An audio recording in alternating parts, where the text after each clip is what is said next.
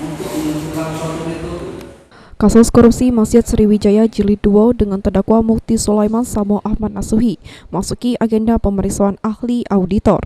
Terungkap di persidangan untuk di kasus Masjid Sriwijaya, objek audit diselek dari dokumen, bukti pembangunan yang valid Samo pacak dipertanggungjawabkan. Untuk dana hibah dewek seharusnya ada proposal. Ngomong ke total loss kalau dak pacak dimanfaat ke ada gagal konstruksi. Gagal bangunan maka dikalkulasi hitung bangunan apakah layak nilainya dengan perencanaan di awalnya.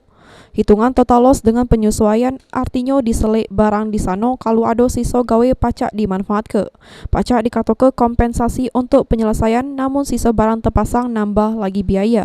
Artinya ruginya 2 kali.